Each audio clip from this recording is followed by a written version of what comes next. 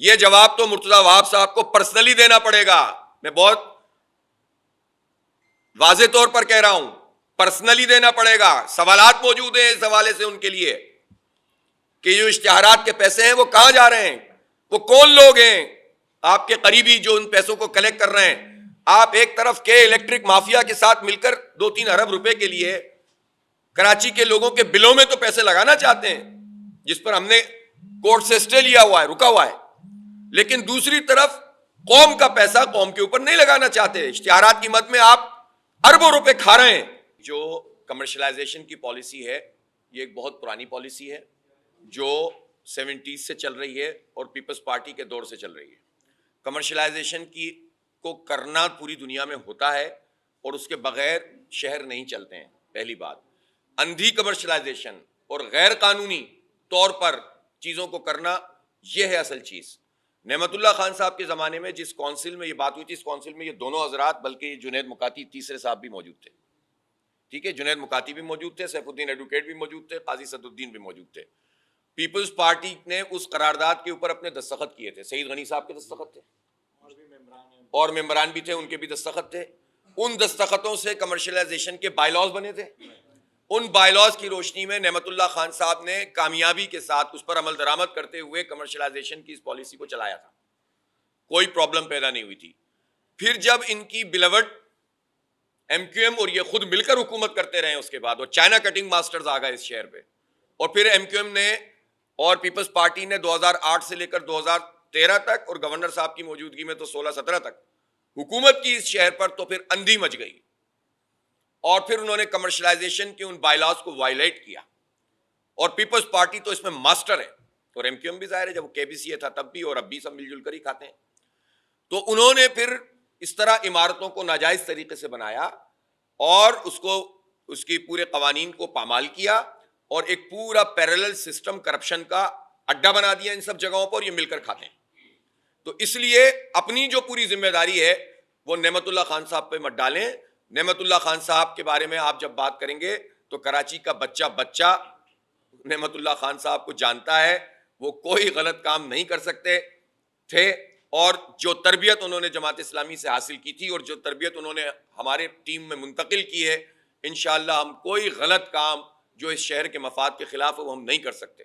میں ضرور کہنا چاہتا ہوں کہ میں 1-2 دن میں ہمارے ساتھیوں کی مشاورت کے بعد پریس کانفرنس میں ہم لوگ اعلان کریں گے اس بات کا کہ کس قدر خرابیاں ہیں مردم شماری ورسز الیکٹورل لسٹ میں.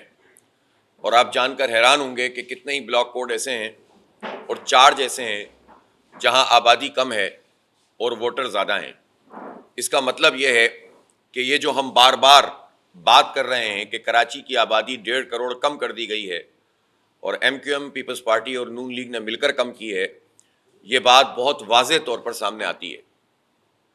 اس لیے کہ اگر ووٹر زیادہ ہوں اور آبادی کم ہو تو یہ تو ممکن ہی نہیں ہے. لیکن ہم نے دیکھا, ہم اس پر بھی ورکنگ کر رہے ہیں.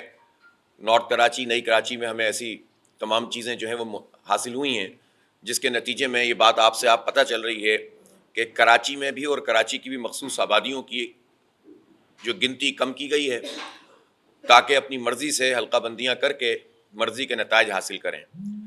پیپلز پارٹی اور ایم کیو ایم یہ دونوں 35-40 سال سے جس طرح سے اس شہر کو برباد کر رہے ہیں, جس طرح پورے سندھ کو انہوں نے تباہ کر کے رکھ دیا اور تمام ادارے برباد ہو گئے ہیں, اس کا ایک شاخسانہ ہے جو ہمیں نظر آ رہا ہے آر جے پلازا میں, اور جو ہمیں نظر آیا ہے یہ عرشی شاپنگ سینٹر فیڈرل بے ایریا میں. آپ نے دیکھا کہ کتنی بڑی تباہی ہوئی ہے.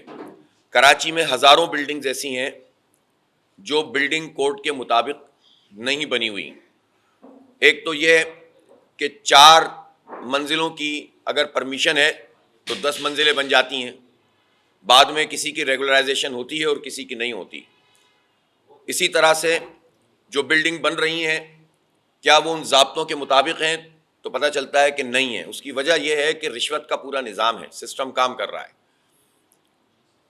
ایمرجنسی ایگزٹ بالعموم عمارتوں میں پراپر طریقے سے نہیں ہوتا, فائر اسٹنگوشر نہیں ہوتے, اور اس کے نتیجے میں اگر خدا نہ خواستہ کوئی واقعہ ہو تو آگ بھڑک جاتی ہے. اور جس طرح عرشی شاپنگ سینٹر کو پورا اپنے لپیٹ میں لے لیا, اور دیکھیں آپ تقریباً 250-300 شاپ اس میں دکانیں اور پھر فلیٹس، اور یہ سارے لوگ جو ہیں کس طرح سے، اور 5 افراد شہید ہو گئے.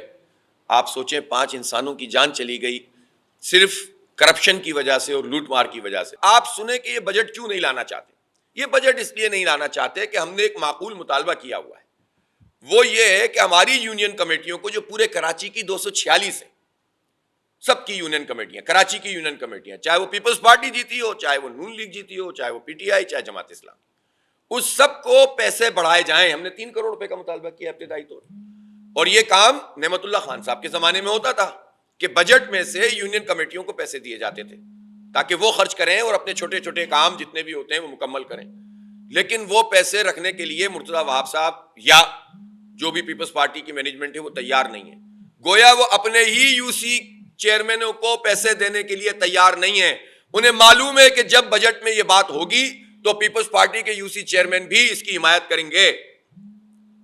تو وہ اپنے یو سی چیئرمین سے خوف زدہ ہیں، ہم سے نہیں.